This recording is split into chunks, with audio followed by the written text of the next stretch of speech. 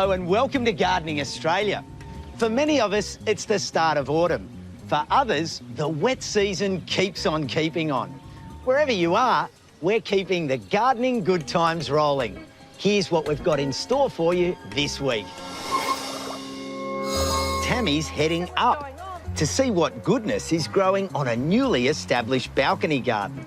The inspiring thing about this garden of Steve's is just how much there is of it.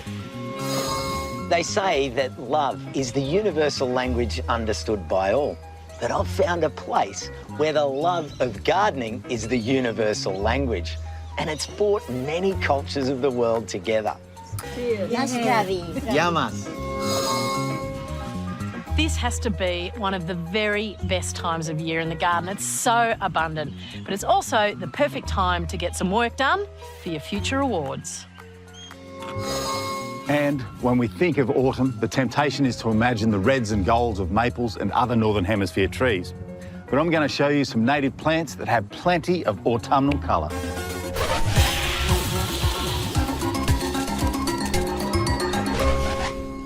The great thing about being a plant person is that it stays with you forever. No matter where you go, the passion for growing remains. And even if you move to a smaller place, it doesn't mean you have to lower your expectations, as Tammy is finding out.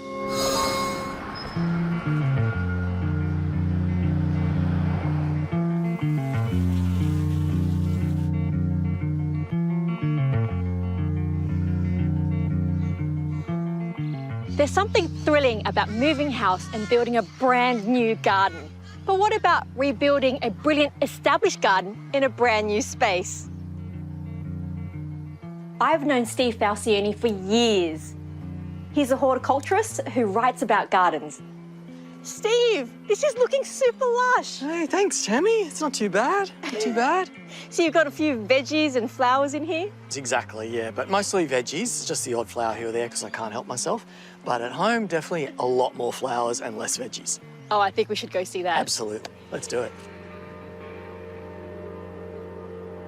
In 2019, we visited Steve's previous garden, an extraordinary rooftop urban oasis made up of hundreds and hundreds of potted wonders.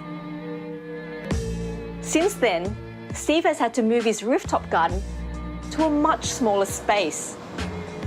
But how to squeeze it all in? Wow, Steve! Yeah, it's pretty. Pretty amazing. Oh, thank you. Yeah. It's highly concentrated colour, form, and texture. A portrait in miniature of an urban garden romance. There's so much going on. There's colour, flowers, and even trees and fruit. Yeah, that's what makes it good. I've tried as much as I can to jam as much as possible into what is a pretty small space. And how small is it? 6 metres by 4 metres, so 24 square all up. Probably lost maybe half the space, so that meant plants had to go. What was that experience like? That was really hard, like really, really hard. It's like, you know, saying goodbye to your babies. Yeah, it was hard. Even now, I'm like, oh. But once we did the cull, then it's just getting used to being in a different location. So different light levels. This is a lot sunnier, but also quite windy, which means it's a lot harder on the plants. So does it mean your plant collection has sort of compromised as a result? Or? Look, a few things didn't really make the transition. They had to go. Bit of a learning curve, for sure. So, Steve, you've created a real sense of depth here. I can see you've built up layers, but what have you used to do that? So all around the edges are rectangular troughs, and there's 2 layers of them. So the layer at the back is slightly higher, so that helps give a little bit of height, but also kind of depth to look into a bed. Just gives that little But it's hidden so well with the plants. Like, I can't make out that there's troughs under there. Yeah, well, I don't like to see the edges because it kind of ruins the illusion. But also, because this does cop the hot afternoon sun, it is handy for helping to insulate the pot. So the roots stay a little bit cooler, the plants don't dry out quite as fast, all that. Is that why you've then planted so densely as well? I mean, for visual effect, but also to help the plants sort of stand up on their own? Look, I think it does make a big difference, yeah. The extra moisture in the air, the humidity that they create upon each other helps, I think, when we get that hot weather that comes through. Obviously, visually, it works really well and I like it, but the plants have kind of each other for company. They've got their companions to keep them company and keep them well looked after. Kind of all works together. Steve's balcony is so deep, it takes a little courage and agility to get all the way into the furthest beds. So what's really thrived here? There's kind of a few groups of plants. The Tillandsias, or the air plants, they're very, very happy. Bromeliads, kind of my stars, really, really happy in the space. And one of the great things about them is small root balls. So I can fit a lot of them in amongst other plants and they're not fighting for space in the pots. Then there's some succulents tucked in here and there, good old succulents. Also, quite a few bulbs. There's something magical about bulbs, and many of them are happy in pots. Great. So, I can have bulbs. But mostly it's accepting this is what will grow well here, and I'd rather have thriving plants than sort of sad things. Also, I am an organic gardener, so I do focus on trying to make sure that the soil is as good as it can possibly be to keep the plants strong kind of from the base all the way up. Makes a big difference, I think. Steve also has a smaller balcony facing south, where plants can get a reprieve if it's all too much. And how old is your garden? It's only 2 years since I've moved in, but I definitely feel like the garden now is feeling established. I want my garden to be interesting. Like, it needs to have change for me. If a garden is static, it's kind of boring. Like, I want things happening all the time. It has a really nice feel to it. Quite happy with the way it's all come together. Feels like a real garden. Renewal isn't necessarily easy, but the evidence of Steve's commitment to his garden is all around us. So Steve, you've done it. You've gone from a large rooftop to this sweet balcony. How does it make you feel? It feels good, actually. Yeah, it was a difficult decision to make, to downsize, so to speak. And I wasn't sure I'd be able to cope with having less plants. I know. We're still going through therapy for that. But it's come together really well. I'm glad I made the move, and I'm happy with the garden. It's good. Well, the garden certainly looks happy. Yeah, they're thriving. Steve's balcony is a brilliant reminder of how a passion for plants can pull you through challenging times. It's a partnership that helps Steve and his garden make it through to the other side, refreshed and at peace. The inspiring thing about this garden of Steve's is just how much there is of it. And I hope it becomes a motivation for anyone with just a few pots on their balcony to see that as just the start.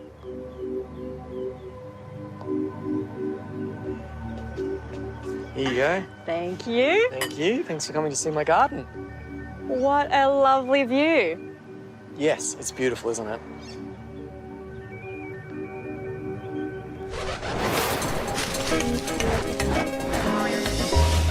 Is there a way to improve the flavour of dandelions? Well, many years ago, when I was a kid in London, I maintained a plot of very fine dandelions. And just as they started to produce new leaves in spring, what I'd do was to get a terracotta pot and place it over a clump. Now that blanches the leaves and they grow up towards the sunlight in the hole. That removes all the bitterness, but they remain lovely and crisp. Now, if you combine that with a lime-based salad dressing and a little bit of toasted sesame, the humble dandelion becomes a gourmet meal. What makes heirloom seeds so special? Heirloom varieties have been grown for generations, making them part of our agricultural heritage. There are literally thousands of varieties of heritage vegetables grown all over the world, and they display unique characteristics which make them well suited to various conditions, such as heat tolerance or disease resistance. The other thing is that heirloom varieties are true to type, meaning you can save seed from a crop and have it display the same traits the following season. Why do we cut leaves in half on cuttings or seedlings? Well, leaves are so important for photosynthesis, turning sunlight into plant energy and food, but they also release heaps of moisture through transpiration. Without roots, cuttings struggle to replace the water lost through big leaves that's needed to put more energy into building a new root system. By removing 99% of the leaves and cutting the remaining large one in half, you can actually balance the plant's resources better between root and shoot, meaning the plant can retain more water so it can develop into a whole new plant.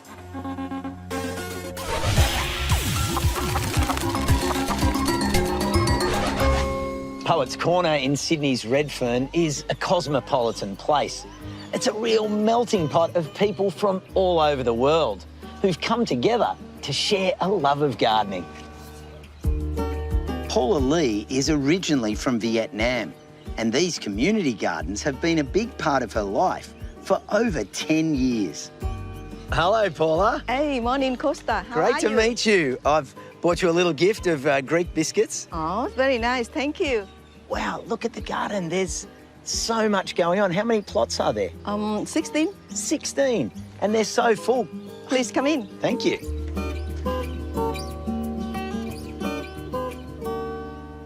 We are people in 70 and 80 years old. The community garden is nestled between two residential blocks where the gardeners live. What is it that you love about this garden? I think because most of us live in high-rise building, we don't have a balcony. In the afternoon, you just take a short walk and do some light work in the garden.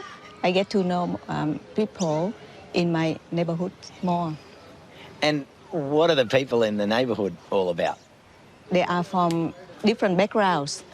We have Chinese, Croatians, Malaysian, Korean, Greek, Filipino, Vietnamese, Czech, and Russian. Wow, it's a real United Nations. I know.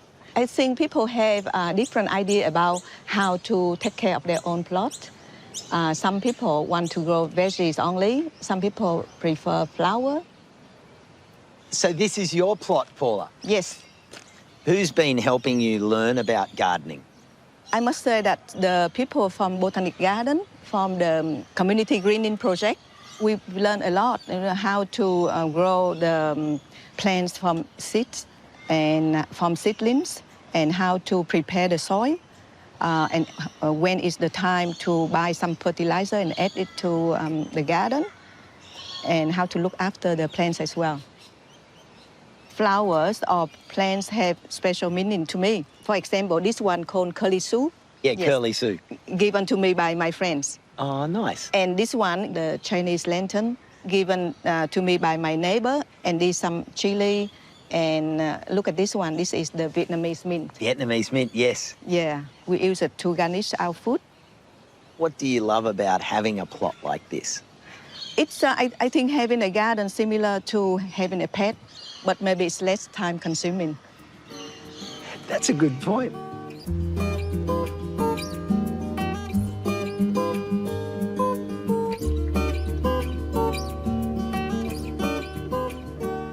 Ahoy, Dana. Ahoj. Jak se máš? Mám se dobře, děkuji. Prosím tě, I heard that you're from Czech Republic. That's right. I lived there for quite some time. Oh, amazing. So I had the chance to pick up some of your language. But here, your garden is speaking my language. Tell me, what are you growing in your patch? Well, lots of things. I've been focusing on herbs, mainly herbs for teas and salads, and just experimenting with few things like some ecological mix to bring more butterflies and little insects, then big sunflowers. So what have you got growing? I see you've got some thyme. Thyme. I have sage and basil. Then there is a lemon balm, parsley. What brought you to Australia? Why did you leave Czech Republic? Well, it was a bit of adventure, really. I came just with my sister, and at that time they were recruiting migrants from Europe, young people, and we migrated in 1969. To Australia? Yeah. and just wanted to see the world. And that was the only way, I think, to do that at that time from Czech Republic. What does it mean to you coming down into a garden space like this? No, it's a really wonderful opportunity to come down from my flat in the high-rise, and even on rainy days, you know, just to come and just be in this safe space, sit down under the shade of a tree, and just contemplate and just actually rest my eyes on nature, on greenery, on flowers. So it's a real blessing, you know, to be part of a nice community of people. There are a few regulars like Nina and Paula, and so I get to know them. Yeah, would you like tea or coffee? Nina, No. a biscuit. This is shortbread, this is sesame, and this is orange and... Oh, sesame? Yeah. A kuluri. These are Greek biscuits. My contribution to the multicultural gathering. Thank you. Some of Paula and Diana's gardening friends turn up to share tea and biscuits, another universal language of community life in the garden. So, Nina, how do you say thank you? Спасибо. Spasiba. Philippines? Salamat. Salamat. How do you say thank you in Vietnamese? Cảm ơn. Cảm ơn. Yes, Cảm ơn. correct. In Croatia? Hvala lijepo. Hvala lijepo. Yeah. And what about in Czech? Oh, I know that one. Děkuji vám. Děkuji vám. Yeah. Děkuji vám. Děkuji or děkuji pěkně. Děkuji pěkně. And then Efcharisto in Greek. But it's soon back to work with Paula and Dana, who want some help with a neglected part of their community garden. There is something. It's like the brick or something underneath. The gardeners were frustrated because this area was kind of one of those spots like most of us have in the garden. It's shady, there's kind of stuff growing there, we're not that happy with it. How long has this space been kind of a no-go zone? I guess it's for years because we thought that this one is not good for any plants to grow because it's not enough sun. Yeah. So we've got creeping boobialla, which is a really rampant ground cover, which is what you want in a space like this. Behind that, of course, the Dudia ferns. They love this sort of dappled light condition, and that'll start to create a little bit of a next tier up, a little bit of height. And then we've got the appleberry, and it wants to climb, so it'll climb over this fence and kind of disguise the car park.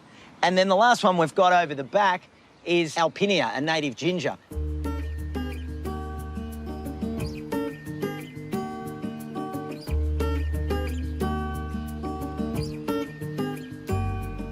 When these spread out over the area, can you imagine how many white flowers there's going to be?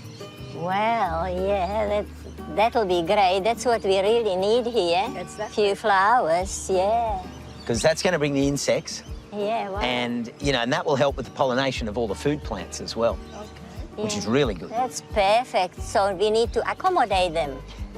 Exactly. So we need some bee hotels. Yeah, I reckon you could put some in and around off the fence, up the trees. There's lots of opportunities. You'll have to think about it. Poets Corner has shown me that the love of gardening truly can be our universal language, accessible to everyone. It's given this vibrant inner city community a place to grow and share. Now that's life in my books. I'm in. This one's looking good, isn't it? Oh, well, yeah, that's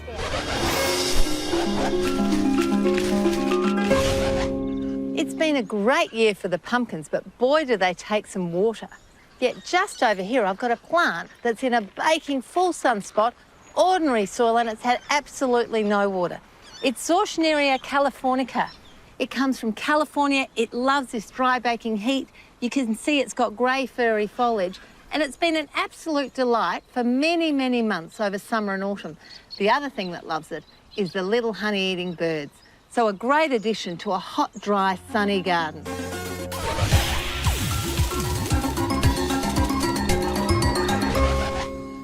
Many parts of the country are headed full steam into autumn, and it's a chance to really shift gears in the garden. Cool Climate Millie knows this better than most, and she's here with a plan for the change of season.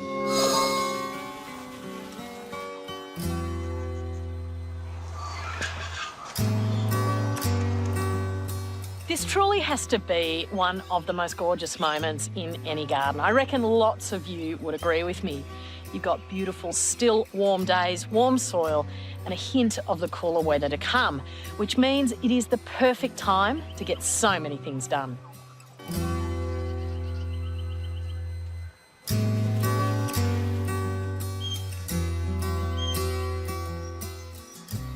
One thing I can be really guilty of in the garden is getting so focused on all those jobs I have to do that I fail to stop and really look at what's happening and assess it for the season ahead.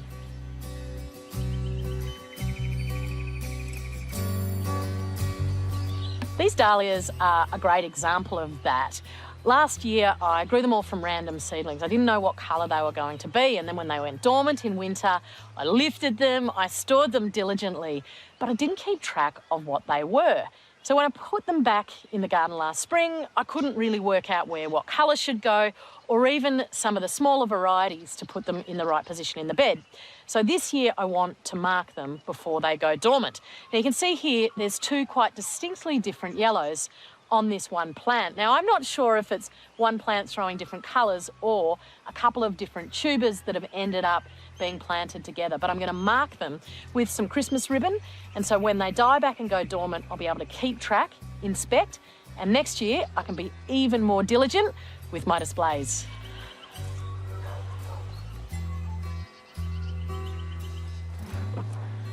Another really important job I do a lot of at this time of the year is saving seed. That means that I'm selecting the very best performing flowers and food plants out of the garden to ensure next season they're even better. This is a lettuce variety. It's a red leaf cos that was given to me from my big brother's garden, which is about 3,500 kilometres west of here. Now, it was already a great lettuce, which is why I asked for some seed. But the benefit of growing and saving it year after year here in my garden is it's just becoming even better. It is acclimatising to the conditions here. So now it's going from a really good plant to superfood.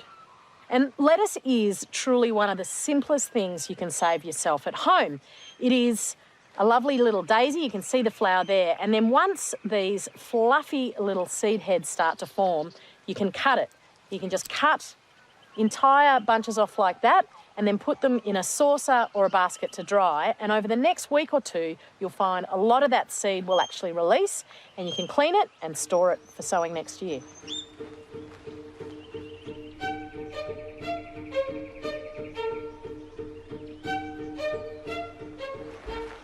This cornflower is probably the bluest in the garden this year, so I want to save some seed. And you can see that these little dry flower heads are absolutely packed. They're quite unique looking little seed. They've got tails almost, look like little paintbrushes. So I'm just going to take some of those heads off and then leave them to dry for a week or two, and then I can get the seed out, put it in a jar, keep it safe for sowing again next spring.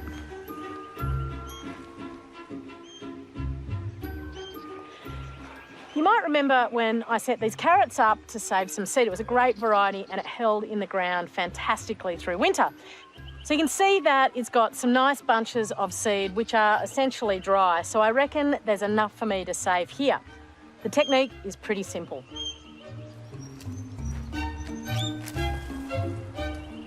I'll hang the whole plant in the shed, carrot and all, and let it dry for a couple of weeks before I can clean and store the seed.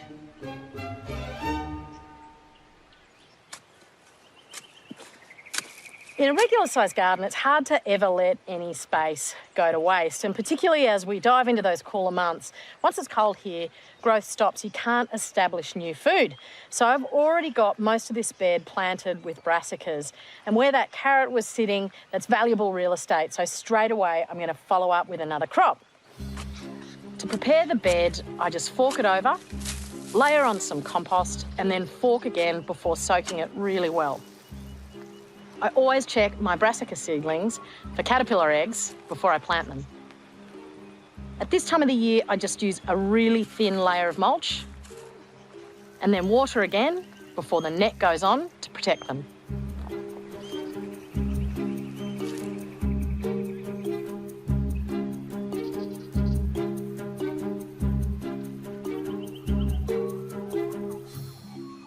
Another really simple technique for making the most of space, particularly at this time of year, is to raise a lot of seedlings. That means as soon as a bit of space opens up in the garden, you've got mature plants ready to go in.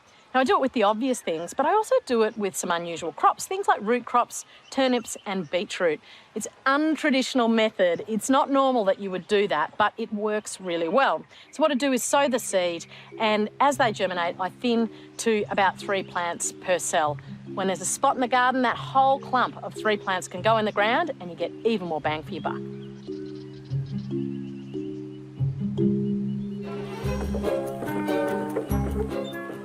If you've only got space in your life for one job at the moment, I reckon it should be making compost. It is the fuel for every great garden. And you can do it almost anywhere. I've got a couple of systems. One where I just chuck kitchen scraps in all the time. It breaks down slowly. It's a bit like a worm farm. And then this, which is designed for bulk materials. I can put a cubic metre of manure or other things in here and they can break down. But right now I want to make a really good compost brew.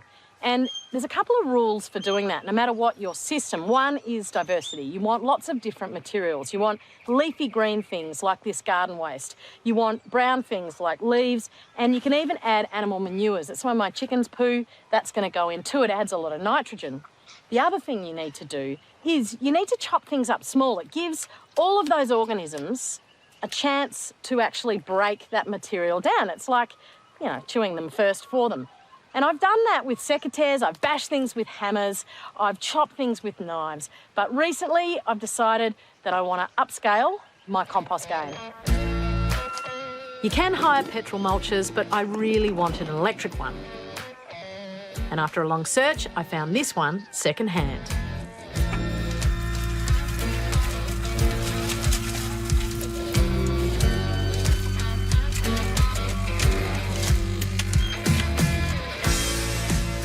You can see that that material is absolutely pulverised and mixed up. I've been putting both dry and green through it. So it's a great basis for the compost. I'm going to sprinkle on a bit of that chook manure, chuck in some leaves, and then I'll give it all a bit of a stir. The magic ingredient for compost is water. By keeping that moist, it'll really activate all of those microorganisms that do the work.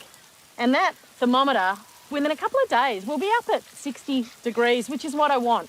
In a couple of weeks, when it cools down, I'll turn it again, maybe add some more water, and off it goes. And in a few months, I'll have really high-quality compost to put out on the garden.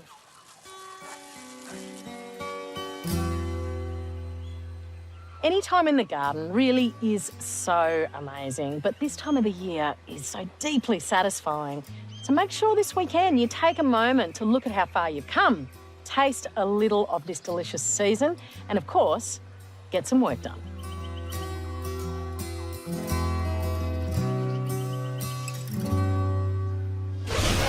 Still to come on Gardening Australia, Clarence checks out some local colour, Josh gets stuck into some salvias, and we meet an incredible floral artist.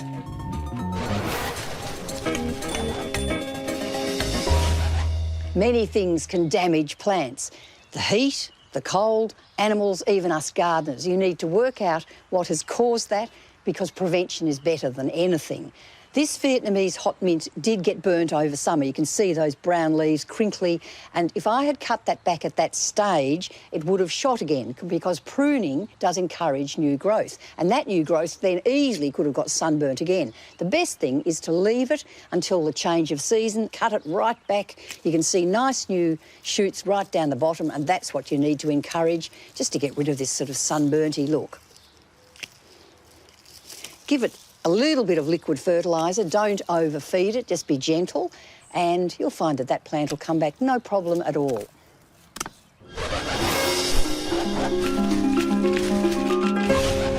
What about family gardening traditions? Have you got any favourites, Jerry? Yes, yeah. I come from 4 generations of fruit farmers in England, and one of the first things I ever did was to pick and preserve fruit. Wow. How about you, Costa? No-brainer. Any Greek household has to be designed around the lemon tree. there needs to be a lemon tree on the grounds somewhere, if not one, at least three. How awesome. Yeah, exactly. What about you? The tradition in our household was just playing out in the garden. My mum would never be in to cook a meal till late at night because she was too busy in the garden. And unfortunately, I've taken that on.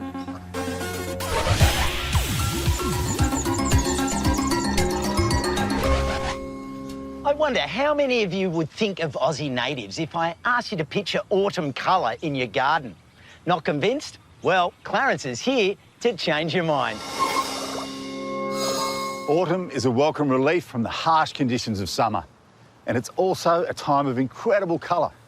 Now, while many of you might think of maples and other Northern Hemisphere trees during this season, they're not the only ones that shine. Now, with the cooler weather and increased rainfall, many Australian plants switch over from their summer survival mode. Now, far from being a time of slowing down and dormancy, they start putting on new growth and flowers. Autumn is the time to turn it up, especially here at the Royal Botanic Gardens, Cranbourne.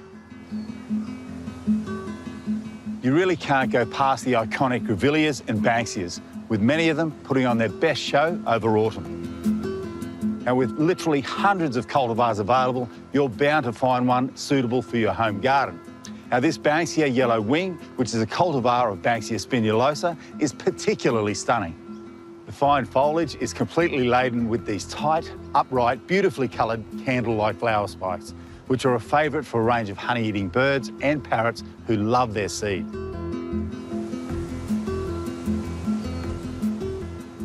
Now, originally from much of the southern eastern seaboard, it has been bred to have a neat, compact form, reaching about 2 metres high and 2 metres wide. Just prune it right after flowering to keep it tight.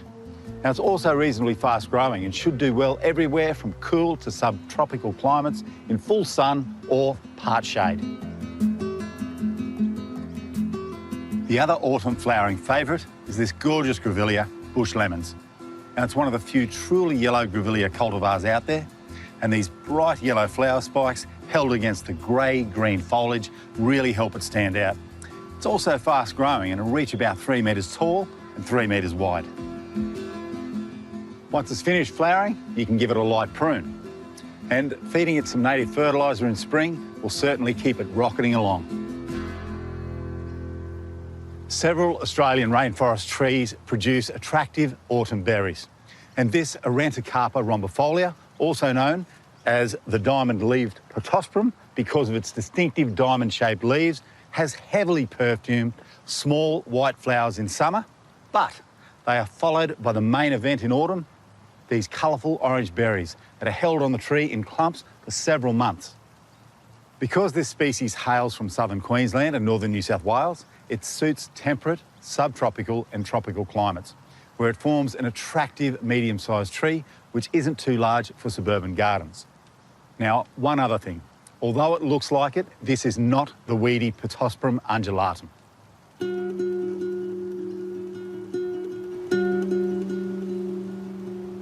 Thinking laterally goes a long way when you're planting for autumn colour in the garden. Now, this Angophora costata, or smooth-barked apple, is a large tree that grows up to 20 metres in height. It's from coastal New South Wales and inland southern Queensland, and it's popular both in large gardens and as a street tree because of its winding limbs and masses of white, puffy flowers over summer. But what makes this tree a showstopper is its beautifully coloured bark. Now, it sheds in spring, and as that happens, the bark changes from this pale grey colour into this beautiful reddy pink salmon colour. And it's a dramatic feature of any autumn garden, native or not.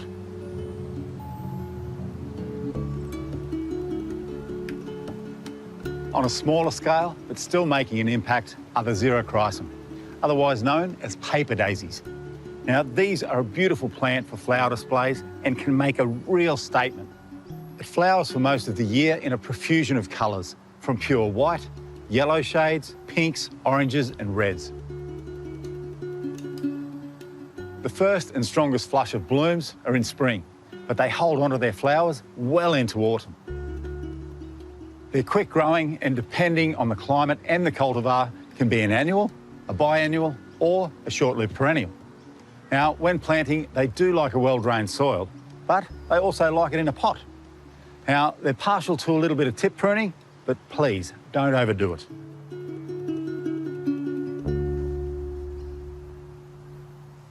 Then there are plants that choose autumn to set their seeds after being fertilised in the warmer months.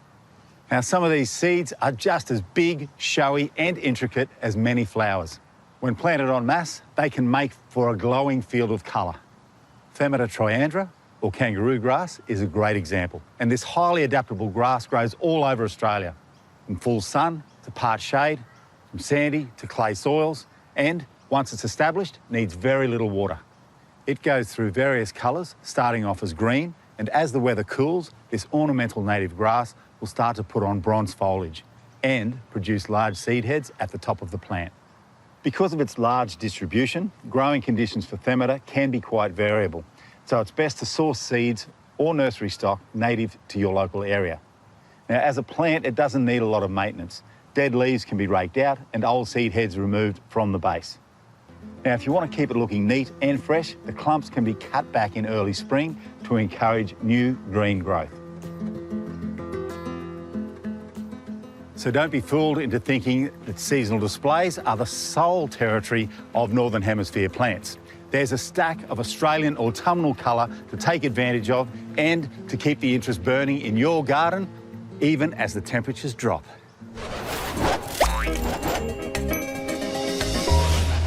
I've got a really handy tool for sifting and sorting compost, because while lumpy compost is absolutely great and easily spread under plants like trees, for other things like adding compost to potting mix or a seed bed, you need a finer grade. So I've made a compost sieve out of old timber and some avery mesh. I've made it nice and large to fit my wheelbarrow, and I use avery mesh because it's tough and it has tiny squares which captures most of the chunky stuff. I just dump the compost on and massage it through with my hands.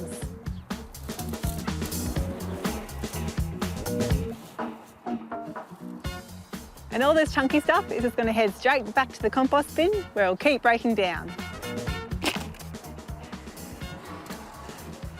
And now all this beautiful sifted compost can go straight onto my seed bed.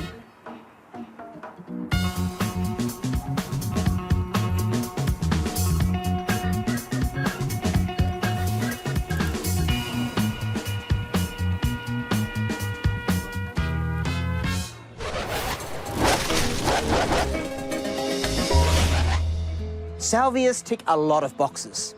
They propagate easily, they grow with minimal fuss, and they develop into beautiful, hardy shrubs. They're also extremely versatile. Their hardiness often extends to their pruning needs as well, with many of the varieties preferring a hard cut back in late autumn or into winter, but how you cut them back does depend on the type. For example, this one, which is Salvia lacantha, or Mexican sage, puts on its strongest regrowth right from the base. So, pruning is kind of like setting the clippers to 0 and going the full buzz cut right to the very base.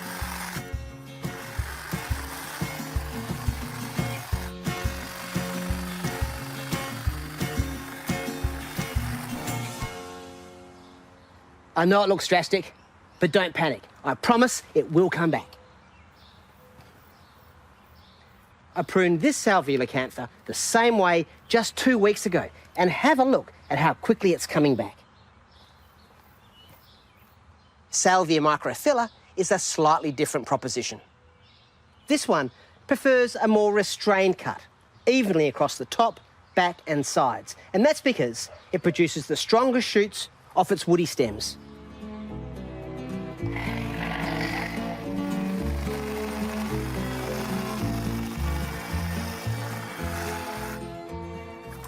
This just needs a quick tidy up with secateurs and a comb through to remove leaves and twigs. Again, it will grow back quickly, just like this one, also pruned 2 weeks ago.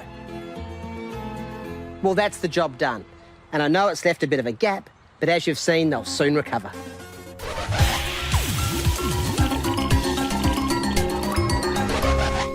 Our gardens give us so much: beauty, joy, relaxation. And when we're going through adversity, they provide us with respite, comfort and inspiration. Our next story's with a floral artist who's found all this and more on her garden journey.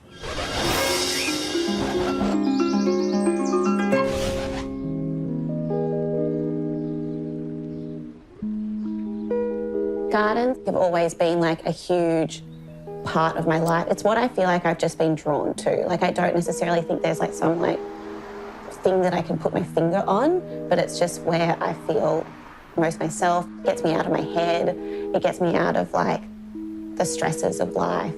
I'm Patty Malloy and I'm a floral artist. I think a floral artist goes beyond, I guess, like the typical floristry that we've seen, like lots of fruits, lots of vegetables, so it's not, I guess, also just limited to flowers. When you start to push the boundaries, I think if you're like starting to do like larger scale like installations with materials also that maybe aren't just flowers, I think that's when it starts to kind of push that barrier, for me at least. These are some amazing garden roses that a friend, luckily enough, let me cut from her bush. And then I've also just paired them with some birds of paradise, which people wouldn't maybe think that roses and birds of paradise go together, but it's about more so like the movement and the shape that you create. Biggest challenge is making sure that it's balanced and that it stays upright as well, because you do have quite a lot of weight and you've got things that are very prickly, so to manoeuvre them and to get it all kind of right and harmonious is a skill.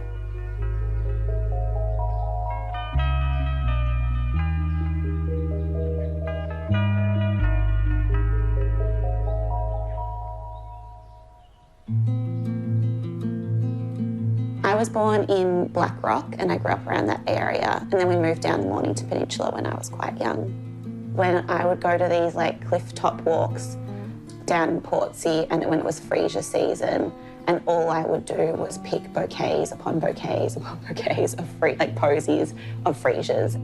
It's just all I wanted to do, and spending a lot of time in my grandma's garden, like I would make posies for my teachers, I would take them to school, like it's just what I wanted to be around. My grandma would also take me to the local florist, and I would sit there in awe and be like, oh my God, people get to do this for a job, you know? So I think it was like always like what I kind of thought I would do. I was working for other florists, and then I was just kind of doing my own thing on the side and posting on Instagram, and it was not necessarily to start a business. I was actually very scared to start a business, but I guess because I was doing something new that wasn't really around, people kind of found my work and gravitated towards it, then all of a sudden took off really quickly. I was diagnosed with a functional neurological disorder in July 2021, and so just happened all of a sudden. One day I had a migraine, and then the next day I was unable to walk, talk, and I was just convulsing. And so I lost all of my ability to send like those automatic signals from my brain to my body to be able to do everything that I used to do. So I've had a long road of learning how to walk again, how to talk again, how to do a lot of life skills again, and I'm still trying to figure out how to, I guess, do that. So FND is a pretty unknown condition as well. And I feel like it's quite a stigmatised condition. It does affect greatly women, like 80% now studies are saying. And it's something that they don't understand, unfortunately. It's had a huge impact on my life and my work and, I mean, everything. I don't have independence in the sense that I can't leave my house without someone. I can't do most of my household tasks or things like that. I can't drive. I use a walking stick when I'm walking, or for longer periods I'm in a wheelchair. This is my little balcony garden here in East Melbourne that I like to grow as many things on it as possible. I have a lot of things, especially because I don't have access to going to the flower market a lot and things like that. I try and grow things that I can snip and then I can make little arrangements with. I feel really grounded and I guess just immersed when I'm in this space, especially when sometimes I can't get out of the house and I can't, you know, go out. At least I get to connect with nature here and feel like I'm a part of the outside world, so it's really important for me. And that's why I think I've kind of made it quite immersive, so it kind of hugs you almost. I guess I'm growing generally for things that I can use, that I use in my arrangements. Some sweet peas growing. I've also been able to grow a Sturt desert pea out here that flowered, which was my greatest gardening achievement to date. And then I also, I guess I grow herbs and things like that as well that I like to have for cooking and things like that. So everything has a practical use.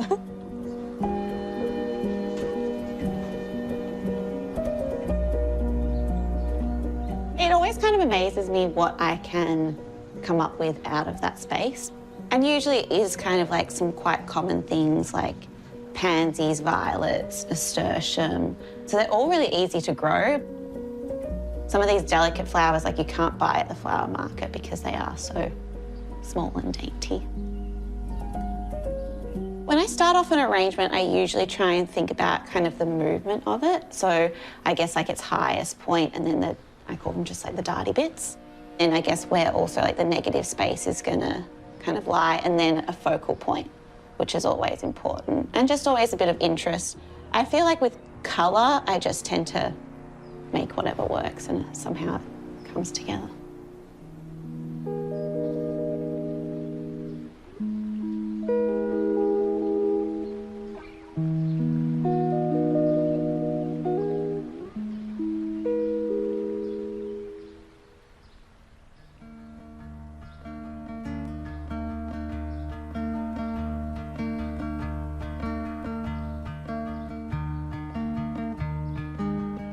It'll be nice when the Japanese maple comes. My darling mother Louise, I feel so lucky, one, that we get along so well because she's been my full-time carer for the past 2.5 years. And she does everything for me. She's here 9 o'clock in the morning to 9 o'clock at night, helping me, still, you know, driving me around to jobs, to appointments. So yeah, I'd be lost without her. So I've had to make, you know, huge adjustments, but I still have been determined to still work throughout this. I think that sometimes it's easy when everything stops working to just like focus on everything that isn't working, and my creative, I guess, practice has given me something to focus on that is still working because I'm still creative. I still have ideas. I can still make those ideas come to life. I just have to do it in a different way now.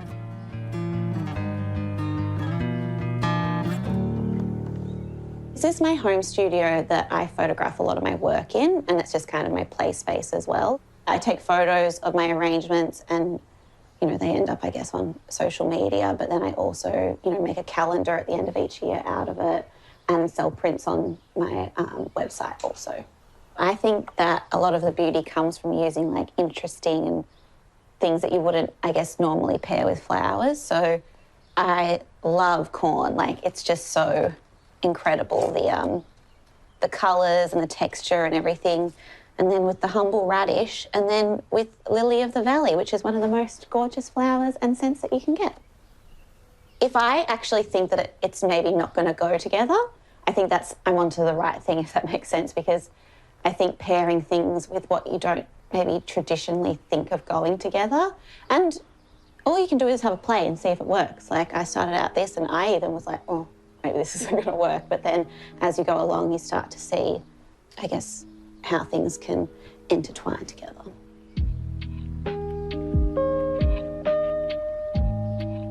I think that, like, my view on the world is that I do like to change, like, I guess, the context of how you perceive things. I like having that, like, oh, what is that? Or, oh, how did she do that? Or how is that created? I don't need to kind of recreate nature because nature does a great job. I need to put my own spin on it.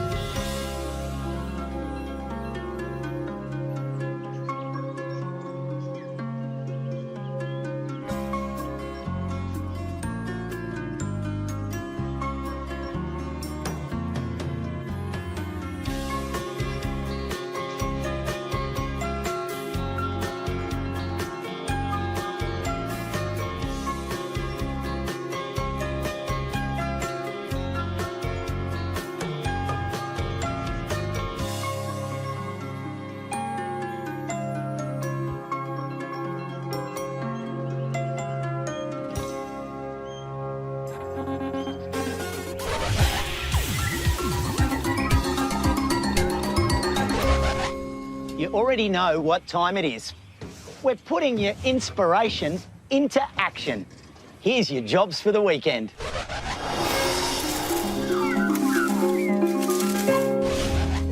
Cool temperate gardeners, the arrival of awesome autumn weather is imminent. Start prepping beds for winter crops, removing spent summer staples, improving soil and mulching well. Bursting for brassicas? Get them started in seed trays either indoors or in a greenhouse. Think broccoli, cauliflower, kale and cabbage. They'll be ready to plant out in the patch in a month. Autumn brings with it some fantastic foliage, followed by leaf fall. Cover ponds with firmly fixed netting to catch autumn leaves before they foul the water. Don't leave it until it's too late. In warm temperate gardens, check bee hotels for spiders that have set up shop and clear their webs with a brush to move them on. Think of it as room service for your B&B. Wanting to prep beds for winter planting and still have some toms ripening? Pull tomato plants out, roots and all, and hang upside down in the shade. They'll mature over time and you'll get your beds back. Plan ahead and whack in some wonderful winter colour with flowering annuals like Alyssium, Cineraria, Pansies and Polyanthus. They'll be blooming beautifully in about 10 weeks' time.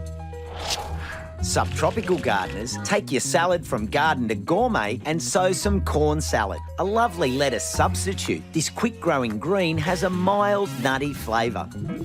Weeds are jumping out of the ground right now, threatening to take over. Spend 20 minutes a day in the garden removing weeds and remulching. Great for you and your garden's well-being. Flowering bulbs aren't just for cooler climates. Add some awesome autumn colour to your patches and pots with blood lilies, autumn crocus and nerines from your local nursery.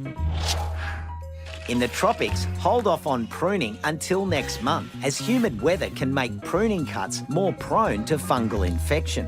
While you're waiting, why not sharpen up that pruning saw?